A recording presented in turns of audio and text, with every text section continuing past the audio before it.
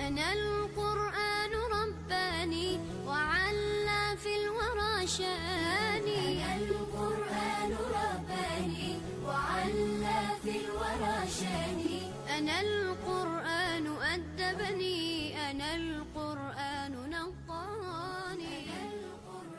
بسم الله الرحمن الرحيم. الحمد لله رب العالمين، وأزكى الصلاة والتسليم على سيدنا ونبينا محمد وعلى آله وصحبه أجمعين.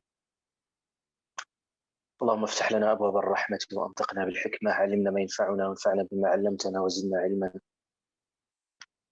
اللهم لك الحمد كله ولك الشكر كله، علانيته وسره، ما علمنا منه وما لم نعلم. اللهم لك الحمد حتى ترضى، ولك الحمد إذا رضيت، ولك الحمد بعد الرضا، كما ينبغي لجلال وجهك وعظيم سلطانك. اللهم اجعل جمعنا جمعا مباركا مرحوما، واجعل تفرقنا من سالم من الشر معصوما، ارزقنا فيه البر والتقوى من العمل ما ترضى. آمين آمين يا رب العالمين.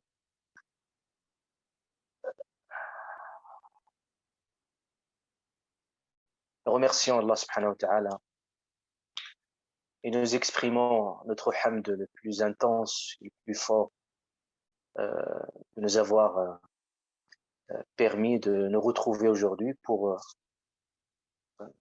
ce beau cadeau qu'Allah ta'ala nous offre à chaque moment et chaque instant, de nous retrouver tous ensemble autour de la parole d'Allah subhanahu wa ta'ala. Ici, l'un des grands bienfaits d'Allah Azza wa Jal qui dépasse même le bienfait de la création avec toute son importance et sa centralité. Et je vous ai déjà expliqué la dernière fois que Allah subhanahu wa ta'ala, avant de parler du bienfait de la création, il parlait du bienfait du Coran. Quand il dit Ar-Rahman, d'ailleurs aujourd'hui, nous allons parler de cette notion de Rahma qui est centrale dans Surat Al-Fatiha. Et Allah Azza wa Jalla, au début, il dit Ar-Rahman, le tout miséricordieux, qui a enseigné le Coran, Khalaq al-Insan, qui a créé l'humain.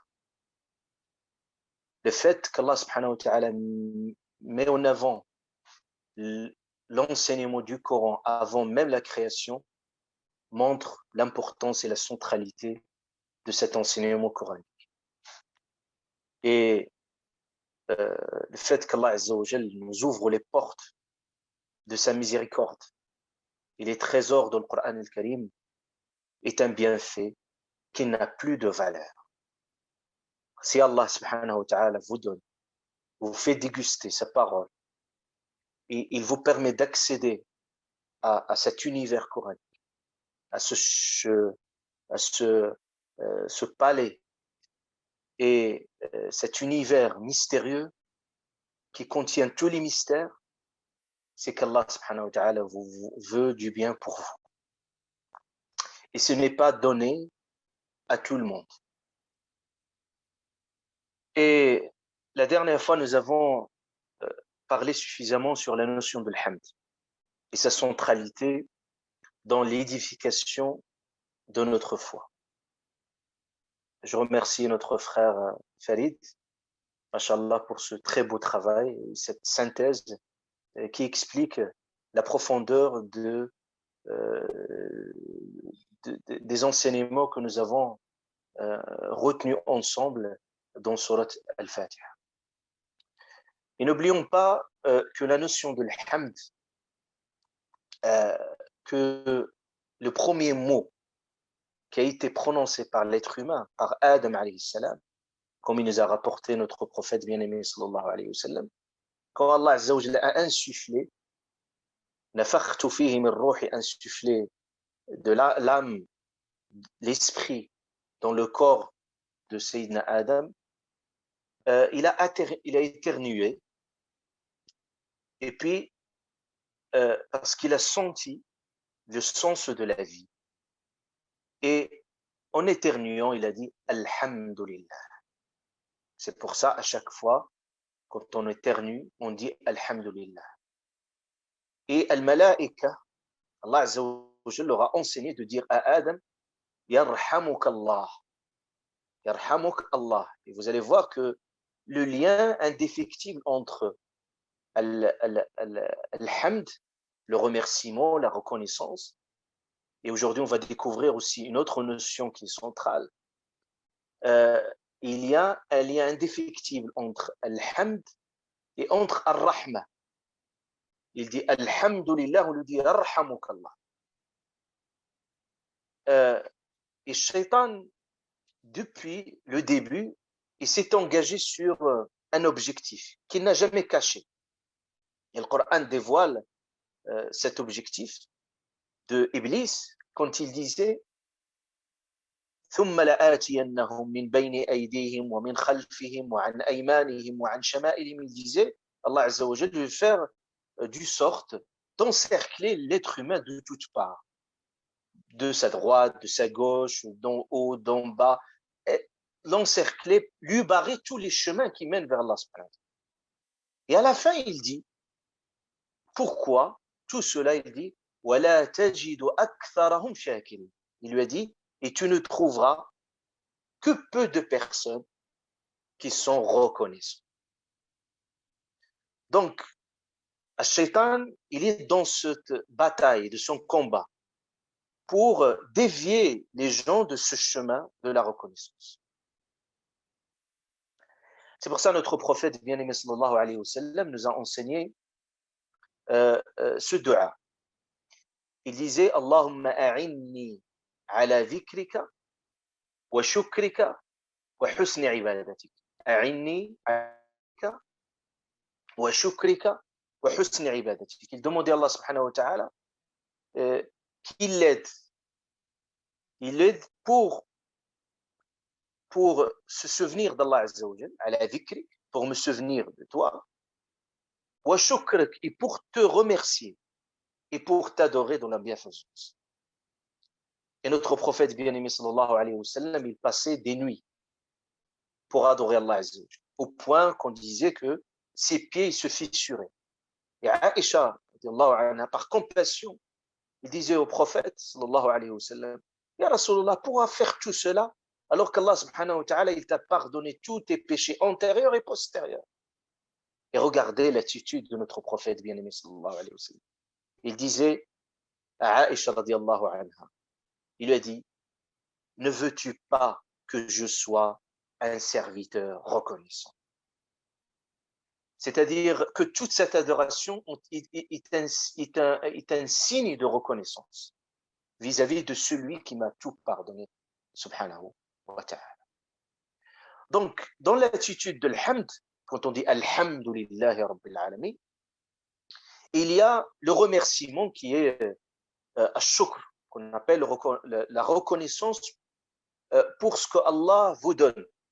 On a vu cette reconnaissance vis-à-vis d'Allah, vis-à-vis des autres, parce qu'on a dit, comme il a dit le prophète sallallahu alayhi wa sallam, celui qui ne remercie pas les gens ne remercie pas Dieu non plus. Donc, il y a la notion de remerciement et de reconnaissance pour ce qu'Allah subhanahu wa ta'ala nous donne. Et il y a également ce qu'on appelle al-thana. Al-thana, c'est une autre forme de reconnaissance pour ce qu'il est, Allah subhanahu wa ta'ala.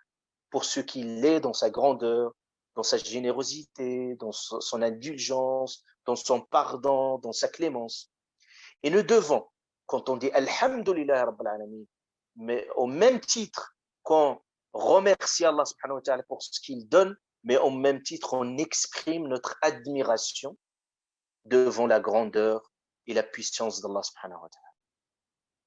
C'est-à-dire le fait que vous êtes émerveillé devant la beauté de la création d'Allah Azza wa Jal, le fait que vous êtes pris dans un état de recueillement face à la suprématie du pouvoir d'Allah subhanahu wa ta'ala, cela est une attitude de l'hamd, de thana qu'on a. C'est pour ça, il ne faut pas hésiter. C'est un enseignement, le premier enseignement de cette science. C'est au même titre qu'on remercie Allah ta'ala pour ce qu'il nous donne, il ne faut pas hésiter à s'adresser à Allah subhanahu wa ta'ala, à communiquer avec Allah Azza wa Jal avec un autre langage, c'est l'appeler par ses noms divins subhanahu wa ta'ala. Parce que chaque nom d'Allah Azza wa Jal est un mystère. Chaque attribut d'Allah Azza wa Jal est une lumière. Et tout un chacun, il devrait s'accrocher à l'un de ces trésors, de ces perles des noms d'Allah subhanahu wa ta'ala, en fonction de ses besoins, en fonction de ses espoirs, en fonction de ses craintes, en fonction de ses attentes, invoquant Allah Azza wa Jal par ses noms. Et Allah subhanahu wa ta'ala aime cette attitude. Il se peut que le nom d'Allah Azza wa Jal, le pardonneur, le clément, Al-Ghafour, Al-Rahim, il se peut que ce nom qui va changer complètement ta vie. Il se peut que le nom d'Allah subhanahu wa ta'ala, Al-Razzaq, celui qui pourvoit à la subsistance, ce nom qui va vous délivrer de cette situation financière difficile. Il se peut que le nom d'Allah Azza wa Jal, Al-Alim, le connaisseur, le sage, qui serait le moteur de votre vie. Il se peut que le nom d'Allah subhanahu wa ta'ala, le fort, qui soit le dynamo de votre vie lorsque vos forces sont épuisées et vous demandez à Allah Azza wa Jal qu'il vous renforce. Quand vous dites la hawla wa la quwwata illa billah, il n'y a plus de force que venant de ta part. Donc, toute expression d'humilité devant Allah subhanahu wa ta'ala va vous élever au plus rang auprès de lui subhanahu wa ta'ala. Toute expression d'amour, toute expression de reconnaissance, de vénération d'Allah subhanahu wa ta'ala, il vous fera rapprocher davantage de lui subhanahu wa ta'ala. Donc, al-thana, c'est un autre langage spirituel. Ce langage sublime, il a des codes. Subhanallah est un code. Quand vous dites gloire à Allah Azza wa Jal, c'est un code. Quand vous dites alhamdulillah, on est un autre code. Quand vous dites la ilaha illallah, vous avez le code magique. Quand vous dites Allahu Akbar, c'est un autre code. Quand vous dites la hawla wa la quwwata illa billah, c'est un autre code. Mais retenez bien ces codes d'accès, parce que c'est ces codes d'accès pour votre bonheur spirituel. Aujourd'hui, nous allons découvrir l'un des codes mystérieux. C'est le nom d'Allah, Ar-Rabb, Alhamdulillah, mais Rabb, qui est traduit par Seigneur, qui peut être traduit par Maître, qui peut être traduit par le Souverain. Mais dans tous les cas, le mot Ar-Rabb ici, sa centralité, il n'y a pas un verset dans le Coran sans que vous trouvez ce nom d'Allah Azza wa Jalla, ce qualificatif qui est prédominant dans le Coran. D'ailleurs, quand on s'adresse à Allah Azza wa Jalla, on s'adresse à lui, on dit Rabbana, notre maître, notre Seigneur, et on va bien nuancer ce terme. Rabb, dans la langue arabe, d'ailleurs, on l'appelle Rabb al-Bayt, c'est le maître, ou si on puisse dire le chef de la famille, on l'appelle Rabb. Et Rabb, donc c'est un terme qui renvoie au pouvoir absolu, qui renvoie à la suprématie, qui renvoie à l'hégémonie, qui renvoie à la maîtrise totale, qui renvoie à la dominance forte. Bref, Rabb ici, mais on va le découvrir ensemble, c'est un contrôle de l'univers, c'est une surveillance, mais avec beaucoup de bienveillance, comme nous allons le découvrir. Allah, Rabb, il dit Alhamdulillah, en étant Rabb, Al-Alamin. Al-Alamin, ici, les mondes. Et les mondes, tout ce qui est en dehors d'Allah. Et ces mondes, ils sont indénombrables. L'univers, rien que la découverte de l'univers dans lequel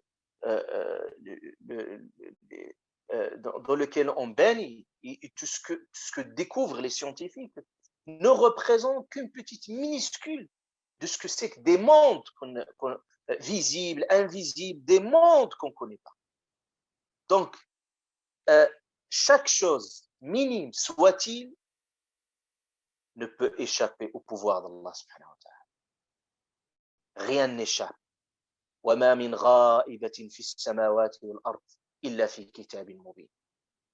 Une petite graine dans l'univers, invisible, minuscule, n'échappe pas, ni à son pouvoir, ni à sa science, ni à sa maîtrise.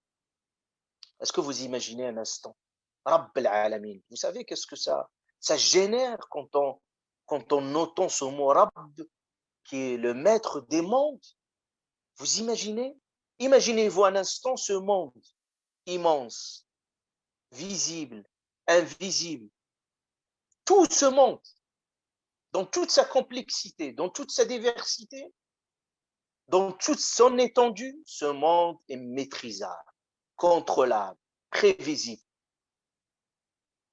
Parce que Allah Azza wa Jal, subhanahu wa ta'ala, il est hayy, vivant, mais en même temps qayyum, qui est présent dans l'univers et qui gère le quotidien de l'univers, subhanahu wa ta'ala. Donc quand vous vous dites Alhamdulillah, Rabb, le maître des mondes, vous vous sentez trop petit. Maintenant, dites-moi, qu'est-ce que vous représentez? Je ne vais pas parler de l'univers, qu'est-ce qu'il représente? Mais vous, petite minuscule, qu'est-ce que vous représentez à cet instant que vous dites Alhamdulillah, maître des mondes, vous vous sentez trop petit devant le grand, subhanahu wa ta'ala, dans sa majesté. C'est pour ça le prophète sallallahu alayhi wa sallam, il disait haut et fort, il dit Subhanak, gloire à toi. Subhanak, la nuhsi thana'an alayk. Je ne peux compter mes louanges envers toi. Anta, puisque je ne peux pas le faire, il dit Anta, tu es kama athnayta ala nafsik, tu es comme tu t'es loué toi-même. Subhanahu wa ta'ala. C'est pour ça que vous trouvez Allah Azza wa Jal à maintes reprises dans le Coran al-Karim, il se loue soi-même. Quand il dit Alhamdulillahi fatiris samawati wal ard, quand il disait louange à Allah qui a créé les cieux et la terre. Alhamdulillah, louange à Allah qui a envoyé son livre. Et vous trouvez Alhamdulillah, il l'a dit. Et vous trouvez toujours Allah Azza wa Jal, toujours il se loue lui-même, subhanahu wa ta'ala. Donc, Rabb al-Alamin signifie que toute la création est entre ses mains. Et rien n'échappe à son pouvoir. Rien n'échappe à sa volonté. C'est pour ça le beau sentiment qui doit s'exprimer quand on est face à Allah Azza wa Jal, c'est sentiments que nous appartenons à Allah. Et c'est ça le sens de ce beau mot que vous prononcez là quand on dit Inna lillah wa inna ilayhi raji'un. Inna lillah. Pourquoi on dit ce mot? Surtout au moment de la perte d'un proche ou d'un bien-aimé ou d'un défunt en général, on dit inna lillah, nous appartenons à Allah. On n'oublie pas cette vérité que nous ne nous appartenons pas à nous-mêmes, nous appartenons à Allah subhanahu wa ta'ala. Wa inna ilayhi raji'un, et nous allons retourner vers Allah subhanahu wa ta'ala. Donc, quand vous dites Alhamdulillah, Rabbil Alamin, on peut se demander naturellement, comme on a dit, Sorab, avec ce pouvoir absolu, avec cette hégémonie suprême, on peut se poser naturellement la question, comment Sorab, ce maître de l'univers, comment son mode de gouvernance de l'univers. Et Allah Ta'ala, il vous répond tout de suite. Il vous dit Ar-Rahman Ar-Rahim, le tout miséricordieux, le très miséricordieux. C'est qu'Allah Subhanahu wa Ta'ala, il vous rassure dès le début de Surat Al-Fatiha, il vous dit rassurez-vous, ce Dieu qui maîtrise tout, contrôle tout, avec tout ce pouvoir, il est clément, il est miséricordieux, il est affectueux envers sa création. Parce que Allah subhanahu wa ta'ala, il a voulu que la marque de l'univers et la norme de l'univers soit ar-Rahma, la miséricorde. C'est par cette Rahma, cette miséricorde, ça veut dire ar-Rahman, ar-Rahim, ça renvoie à ar-Rahma, c'est par cette Rahma qu'il a créé le monde. C'est par cette Rahma qu'il pourvoit notre subsistance. C'est par sa rahma qu'il gère les affaires de ce monde. C'est par sa rahma qu'il veille sur l'univers. C'est par sa rahma qu'il pourvoit aux besoins de sa création. Et c'est par sa rahma qu'il décrète son destin en toute justice entre sa création. Subhanahu wa ta'ala. En fait, une fois Moïse, on rapportait que Sayyidina Moussa alayhi salam, Moïse, il avait demandé à Allah Azza wa Jal, il lui a dit, ya Allah, montre-moi comment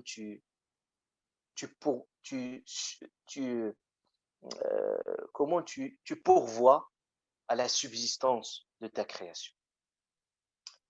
Et Allah Azza wa Jal, il lui a dit, ya Moussa, il a dit, essaie de frapper cette pierre. Il était à côté d'une pierre, d'un rocher. Il lui a dit, essaie de frapper cette pierre. Moussa, il a frappé. Et qu'est-ce qu'il y avait dedans? Il trouvait une autre pierre. Il lui a dit, frappe encore. Il frappe encore. Il trouve une troisième pierre. Il lui a dit, frappe encore. Et dans la troisième pierre, il trouve une petite forme, minuscule, soit-il. Et en plus, dans ce rocher, il trouve une petite fourmi, il trouve de l'eau et il trouve de la nourriture dans ce même rocher. Et Allah subhanahu wa ta'ala lui fait entendre la voix de cette fourmi et qui disait gloire à celui qui m'entend et qui ne m'oublie pas par le pourvoi de ma subsistance. C'est une fourmi, mais Allah Ta'ala ne l'a pas oublié, même dans les plus profonds de ses rochers. Aucune de ses créations n'est oubliée, subhanahu wa ta'ala. C'est pour ça Allah Azza wa Jal, toujours dans le Coran, il évoque les empreintes de sa rahma, qu'il faut les découvrir. Il faut parcourir votre vie, parcourir le monde, et vous allez toujours trouver les traces, les empreintes de rahmat Allah subhanahu wa ta'ala, de sa miséricorde. Regardez Allah Azza wa Jal dit, Fanzur, quand il dit après que les gens ont désespéré suite à la sécheresse, et d'un seul coup, la pluie descend, al-Ghaïth, pour sauver ces gens-là qui sont dans le besoin. Et quand la pluie descend, les gens, ça rafraîchit, ça donne de la vie, ça rassure les gens. Et Allah Azza wa Jal, en commentant ce passage, il dit, Fanzur, observe, ila athari rahmatillah, kayfa yuhyi al-arda ba'da mawtiha. Observe les traces et les empreintes de la miséricorde d'Allah, comment il fait revivre la terre à nouveau. Parmi sa rahma subhanahu wa ta'ala, c'est qu'il a mis tout ce monde à notre disposition, subhanahu wa ta'ala, pour nous faciliter la vie. C'est pour ça Allah Azza wa Jal, toujours, il nous évoque les signes de sa rahma dans l'univers. Quand il nous dit وَمِنْ رَحْمَتِهِ جَعَلَ لَكُمُ اللَّيْلَ وَالنَّهَارَ, parmi les signes de sa rahma, c'est qu'il vous a mis le jour et la nuit. Imaginez-vous s'il n'y avait pas de jour et de nuit, cette alternance.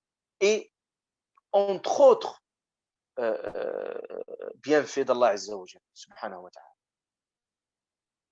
Il a mis le rahma entre les époux. Et Allah Azza wa Jalla, وَجَعَلَ بَيْنَكُمْ مَوَدَّةً وَرَحْمَةً, il a instauré entre vous un amour et aussi une miséricorde. Par sa rahma, il n'a pas mis notre destin entre les mains d'une autre personne, subhanahu wa ta'ala. Donc la miséricorde d'Allah subhanahu wa ta'ala, wa rahmati, Allah il dit dans le Coran, wa rahmati wasi'at kulla shay. Allah Azza wa Jalla dit, ma rahma, ma miséricorde, il a embrassé toute chose, toute création. Allah subhanahu wa ta'ala l'a englobé, l'a inclus dans sa rahma, subhanahu wa ta'ala. Une fois, le prophète sallallahu alayhi wa sallam, c'était un moment il a vu une femme, c'était un moment de guerre, il y avait une femme qui prenait son fils en fuyant, bien entendu, en fuyant la panique et aussi il était effrayé par ce moment de guerre. Il se précipitait en priorité pour sauver son fils. Et puis les compagnons regardaient. Il leur dit, le prophète sallallahu alayhi wa sallam, il voulait exploiter ce moment pour donner un enseignement. Il leur a dit, le prophète sallallahu alayhi wa sallam, est-ce que vous imaginez que cette femme va jeter son fils dans le feu? Ils ont dit, ya Rasulallah, ce n'est pas possible qu'une maman peut faire cela. Il leur dit, le prophète sallallahu alayhi wa sallam, je vous jure par Allah, Allah est plus clément à votre égard que cette même maman envers son fils. Imaginez-vous l'amour d'une maman, l'amour le plus pur, le plus durable, le plus profond. Et Allah subhanahu wa ta'ala nous aime plus que nos propres parents, plus que notre maman. Allah subhanahu wa ta'ala, rahmatu. Et rahma qui est dans cet univers, il nous dit, le prophète sallallahu alayhi wa sallam n'est qu'un 1%, un petit pourcentage minime. Tout ce que vous voyez, toutes les formes de compassion, d'empathie, toutes les expressions de rahma dans l'univers ne représentent qu'un 1%. Mais Allah Ta'ala a réservé la grande rahma, ce jour de jugement et surtout dans ce lieu de bonheur qui est le paradis. Et Allah Azza wa Jalla même, il a voulu que sa rahma, vous savez, dans son trône, c'est écrit sur son trône, Rahmati sabaqat ghadab. Ma rahma a devancé ma colère. Subhanahu wa ta'ala. Cette rahma, Allah subhanahu wa ta'ala l'a mis, al-rahma qu'Allah Azza wa Jalla, la miséricorde qu'Allah il l'a mis dans le cœur des parents. Le cœur des parents. Vous savez, une fois que le prophète sallallahu alayhi wa sallam, il y avait quelqu'un à côté de lui, et il lui a dit, moi j'ai beaucoup d'enfants, mais je n'ai jamais embrassé mes enfants. Et le prophète sallallahu alayhi wa sallam s'étonnait de cette dureté du cœur. Il lui a dit, Awa amli, comment je puisse faire d'un cœur où Allah subhanahu wa ta'ala a ôté ar-rahma.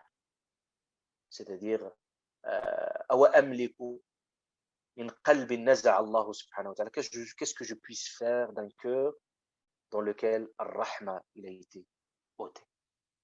Ar-rahma, Allah azza wa jal, il a mis également toutes les formes de compassion, d'empathie dans les cœurs des gens. C'est une rahma. Vous savez, une fois le prophète sallallahu alayhi wa sallam, quand il a perdu son fils, il pleurait. Et puis les gens s'interrogeaient. فقال رسول الله صلى الله عليه وسلم, il leur a dit, هذه رحمة. Ça c'est une miséricorde qu'Allah subhanahu wa ta'ala place dans le cœur. La grande rahma également, c'est Al-Qur'an al-Karim qu'on doit, comme on vient de l'évoquer au début de cette séance. Mais quand Allah subhanahu wa ta'ala dit Ar-Rahman, Ar-Rahim, c'est que cette miséricorde, on doit la chercher. On doit chercher cette rahma. Et Allah Azza wa Jalla ici, dans ce verset coranique, il a parlé de Ar-Rahman, Ar-Rahim, c'est-à-dire ces deux noms divins qui sont un peu différents, mais qui renvoient à Ar-Rahma, mais qui sont un peu différents. Ar-Rahman, ça renvoie à une rahma que les savants l'appellent une rahma générale. Ça veut dire Allah Azza wa Jalla fait profiter toute sa création de son rahma. Il ne prive personne. Même celui qui ne croit pas en lui, celui qui ne le reconnaît pas, celui qui n'est pas reconnaissant, et pour autant Allah Azza wa Jalla ne prive personne de cette rahma. Qu'il soit croyant ou non croyant, peu importe, Allah Azza wa Jalla pourvoit la subsistance de toute la création. Par contre, Allah subhanahu wa ta'ala spécifie certains de ses serviteurs les plus rapprochés par une rahma spécifique. Donc, Ar-Rahman, ça fait référence à la rahma générale. Par contre, Ar-Rahim, ici, ça fait référence à cette rahma qu'Allah accorde spécifiquement à ses serviteurs les plus rapprochés. Tout simplement, Allah Azza wa Jalla nous dit dans le Coran al-Karim qu'il y a une rahma générale qui profite à tout le monde, mais il y a une rahma spécifique qu'il faut la chercher. C'est-à-dire, c'est un cadeau supplémentaire et c'est un trésor qui ne peut pas être donné gratuitement, gracieusement. C'est-à-dire qu'Allah subhanahu wa ta'ala offre ce cadeau à certaines personnes qui les spécifient. Et c'est dans ce sens-là, Allah Azza wa Jalla dit dans le Coran, deux versets coraniques. Allah subhanahu wa ta'ala dit, dans un verset, il dit, Nusibu bi rahmatina man nasha. Premièrement, ce verset il est fort. Allah subhanahu wa ta'ala dit, Nusib, on touche. C'est-à-dire, il y a des fois, on touche par notre rahma qui on veut. C'est Allah ta'ala choisi pour des raisons. Allah Azza wa Jalla seul connaît. D'ailleurs, Allah Azza wa Jalla parlait de cela dans l'histoire de Joseph, Youssouf alayhi salam, qui a connu des difficultés, des situations très complexes. Et à chaque fois, Allah subhanahu wa ta'ala, il était là pour lui. Et à un moment, un instant, Allah ta'ala commente, il dit Nusibu bi rahmatina man nasha. C'est-à-dire, Allah subhanahu wa ta'ala peut renvoyer cette rahma en spécifiant certaines choses. Et dans un autre verset coranique où Allah Azza wa Jalla subhanahu wa ta'ala explicite clairement, il dit Nakhtassu bi rahmatina man nasha. On spécifie par notre rahma qui on veut. Donc il y a un rahma spécifique. C'est pour ça Allah ta'ala, toujours quand il parlait de rahim, il associe à une catégorie spécifique de ses serviteurs. Par exemple, Allah subhanahu wa ta'ala dit wa kana bil mu'minina rahima. Il parlait de rahim mais avec ces gens les plus pieux et les plus rapprochés. Vous savez, le plus beau cadeau qu'on peut chercher du ciel, c'est chercher la rahma d'Allah. C'est-à-dire, vous pouvez tout oublier dans votre dua, mais jamais oublier Ar-Rahma. Surtout, les gens qui sont en difficulté, les gens qui souffrent en silence, les gens qui désespèrent. Allah subhanahu wa ta'ala envoie ce beau message, ce message d'espoir. Quand Allah Azza wa Jal, il ne parle d'une très belle histoire de ces gens de la caverne. Ils ont fui ce tyran, ils se sont retrouvés dans une caverne, et puis quand ils sont entrés à l'intérieur, ils ont demandé qu'une seule chose. Et c'est un très beau dua. Ils ont dit Rabbana, regardez Rabbana, toujours le mot, notre maître, notre Seigneur. C'est une marque de respect quand vous vous adressez à Allah Azza wa Jal par ce terme le plus beau, Rabbana, qui exprime une relation profonde et intime. Rabbana. Rabbana atina min ladunka rahma. Ô notre maître, notre Seigneur, accorde-nous de ta part une rahma, une miséricorde. Ils n'ont pas défini cette miséricorde. Ils cherchent une miséricorde. Et c'est Allah subhanahu wa ta'ala qui choisira la forme la plus appropriée au moment opportun. Subhanahu wa ta'ala. Et Allah Azza wa Jal a exaucé leur vœu et leur invocation. Et Allah Azza wa Jal, il leur a enroulé même un tapis de rahma. Yanshur lakum rabbukum min rahmat. Regarde cette expression coranique. Ils ont demandé une rahma, Allah Ta'ala, il dit yanshur. Yanshur, en fait, c'est une expression quand vous enroulez un tapis, vous le mettez à disposition et vous facilitez l'accès à une personne. Là, vous dites ar-rahma. Yanshur lakum rabbukum min rahmati wa yuhayyi lakum min amri. Et puis le prophète sallallahu alayhi wa sallam, dans ses du'as, toujours, systématiquement, il cherchait le rahma. Regardez ce beau du'a. Allahumma inni as'aluka rahmatan min 'indik tahdi biha qalbi وتجمع بها أمري وتلم بها شعثي أو شعثي وتصلح بها غائبي. Et jusqu'où il dit sallallahu alayhi wa sallam وتزكي بها عملي وتلهمني بها رشدي وترد بها ألفتي وتعصمني بها من كل سوء. Il dit, oh Allah, je te demande une rahma, une miséricorde de ta part, par laquelle tu guides mon cœur. Une rahma, par laquelle tu rassembles mes forces. Une rahma par laquelle tu réformes mon intérieur. Une rahma par laquelle tu élèves mon rang. Une rahma par laquelle tu purifies mon action. Et une rahma par laquelle tu m'inspires la lucidité. Et une rahma par laquelle tu me protèges contre tout mal. Rahma est une exigence également, la miséricorde.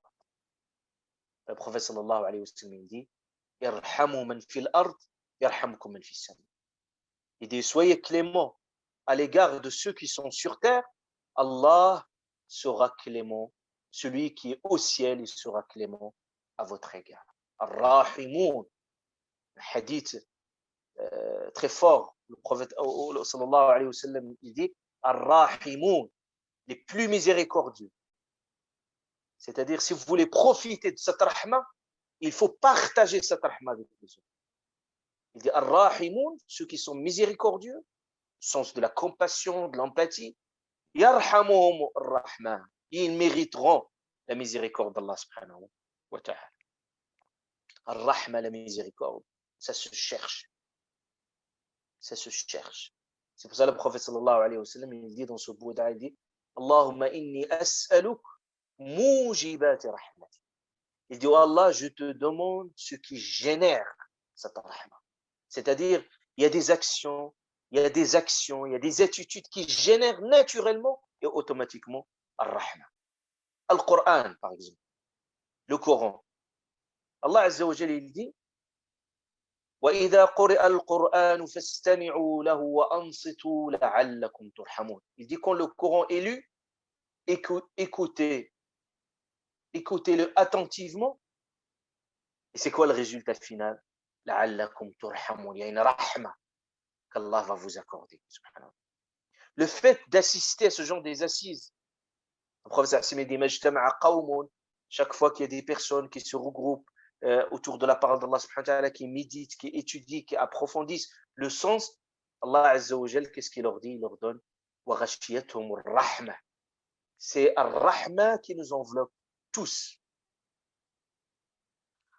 Ar-Rahma, aussi, quand vous y allez à la mosquée, allez aussi avec cette intention de rechercher la miséricorde d'Allah.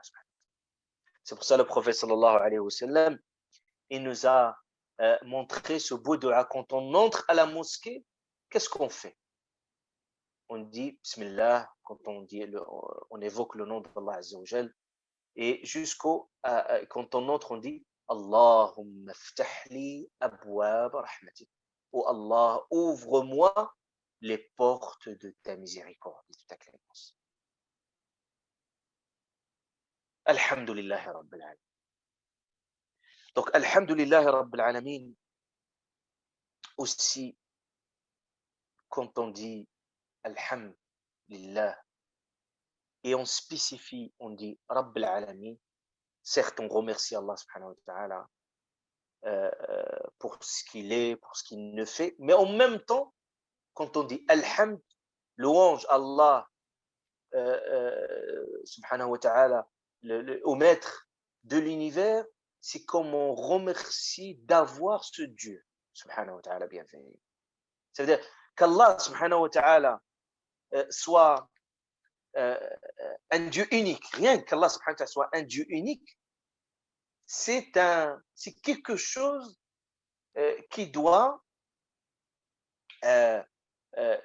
dégager en nous alhamd le plus profond. Regardez Allah Azza wa Jalla, il donne un exemple. Il dit Darab Allahu mathalan. Je vous donne un exemple. Allah donne un exemple dans le Coran. رجلا فيه شركاء متشاكسون. Je donne un exemple pour qu'on comprenne mieux le sens de l'unicité d'avoir un Rabb unique, subhanahu wa ta'ala. Le fait qu'il soit unique et le fait qu'il soit miséricordieux et clément, ça ne pourrait que ne faire sentir la valeur et le bienfait d'Allah. Le bienfait qu'Allah subhanahu wa ta'ala, il a voulu que cet univers-là soit avec un Dieu unique, subhanahu wa ta'ala. Il dit Allah Azza wa Jalla, daraba Allahu mathalan rajulan. Il dit, prenez l'exemple d'une personne. Fihi shuraka'u mutashakisun. C'est-à-dire une personne, un esclave. L'exemple plus frappant, il dit un exemple qui est 2 maîtres. Et ces 2 maîtres, ils ne sont pas d'accord. Ils ne sont jamais d'accord. Un lui dit fais ceci, l'autre il lui dit fais cela. C'est tout à fait le contraire. ضرب الله مثلا رجلا فيه شركاء متشاكسون. Le malheur de cette personne, c'est qu'il y a 2 volontés contradictoires. Un lui dit fais ceci, l'autre il lui dit fais cela. Et imaginez-vous le déchirement de cette personne. Et Allah subhanahu wa ta'ala dit, et prenez l'autre exemple, rajulan salaman li rajul. Quelqu'un, il a un seul maître, un seul ordre bien clair, avec un seul maître.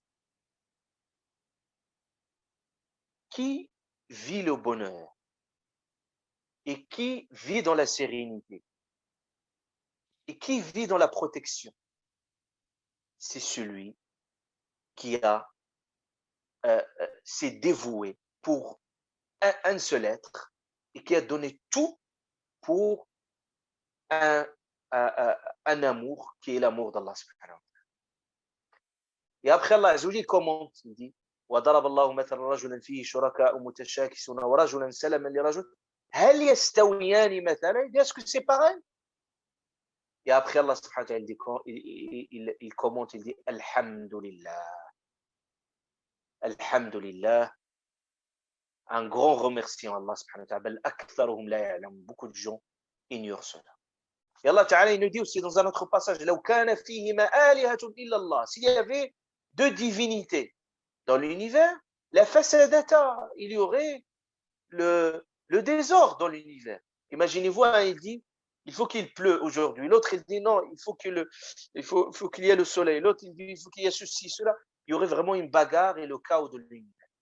Donc, d'avoir un seul Dieu unique, subhanahu wa ta'ala, qui gère, subhanahu wa ta'ala, cet univers. Et avoir ce Dieu, quel Dieu? Avoir Allah, subhanahu wa ta'ala, le bienveillant à l'égard de sa création. Wallah Azza wa Jalla nous dit, subhanahu wa ta'ala, dans un verset, il dit imaginez-vous ce Dieu indulgent qui pardonne subhanahu wa ta'ala. Il dit Allah Azza wa Jalla si Allah subhanahu wa ta'ala juge, ça veut dire il punit tout un chacun en fonction de ses agissements, ma taraka ala dhahriha min dab. Il ne laisserait aucune bête sur terre, aucune personne ne serait sur terre. Mais Allah subhanahu wa ta'ala jamais. Il est dans cette attitude, il est dans l'attitude du pardon, subhanahu wa ta'ala, il est indulgent, jamais il prend les personnes au premier coup, toujours il nous donne des chances, il nous donne des opportunités, il nous ouvre des portes. Regardez ce beau message d'espoir, Allah Azza wa Jalla dit, قُلْ يَا عِبَادِي, dis aux mes serviteurs, يَا عِبَادِي, mes serviteurs, regarde comment il nous interpelle, mes serviteurs. Subhanahu wa ta'ala.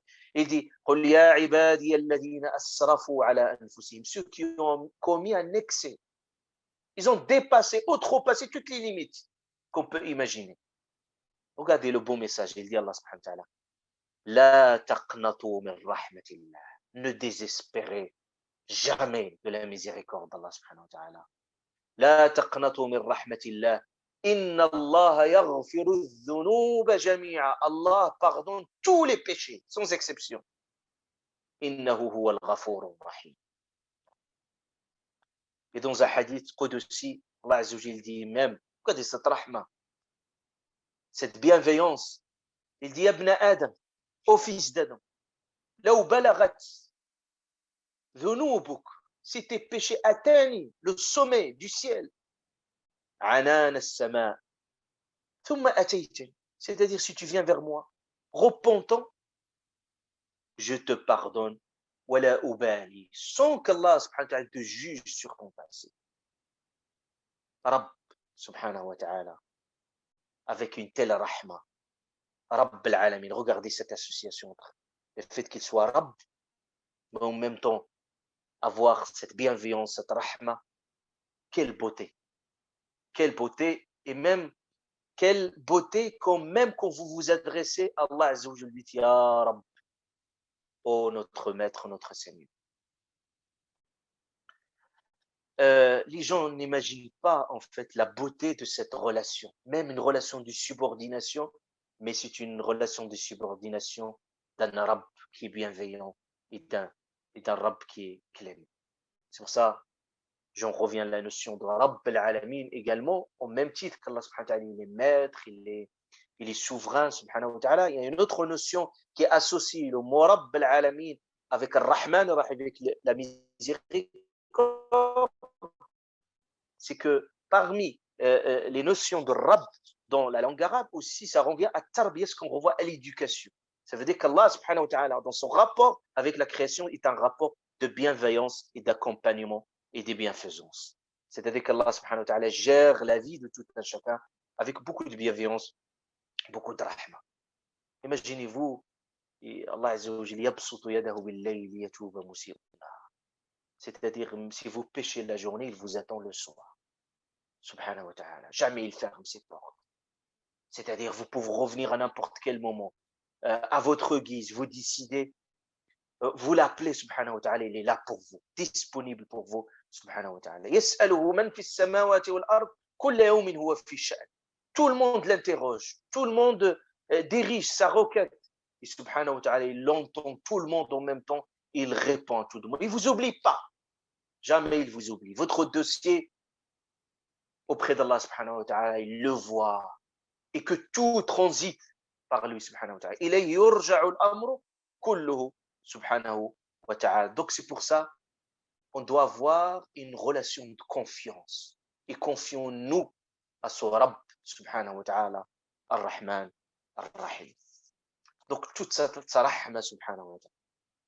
Et enfin, Allah il a voulu que même le message qui va nous transmettre, le message coranique, le message de la révélation, soit un message de rahma, de la miséricorde. C'est pour ça que vous ne trouvez pas dans ce message aucune gêne, aucune difficulté. C'est un message qui veut nous transformer, qui veut nous faire accéder au bonheur dans cette vie d'ici-bas et dans l'au-delà. C'est pour ça Allah Azza wa Jalla, et je finis avec ça, il a dit à son prophète bien-aimé sallallahu alayhi wa sallam, il le dit tous, il a résumé, synthétisé tous les messages de l'islam, il a dit وَمَا أَرْسَلْنَاكَ, nous ne t'avons envoyé qu'une miséricorde pour les morts. Rahma lil alamin. Et comme le prophète lui-même, il a traduit cette rahma dans sa vie, sallallahu alayhi wa sallam, et pour dire tous les enseignements, c'est des enseignements de rahma. فنسأل الله سبحانه وتعالى أن يرحمنا برحمته الواسعة. C'est pour ça le plus beau cadeau qu'on offre à quelqu'un, rahma, dans cette vie d'ici-bas et même dans l'au-delà. C'est pour ça un défunt, quand il meurt, le meilleur cadeau qu'on dit, rahimahullah. Qu'Allah le comble par sa miséricorde.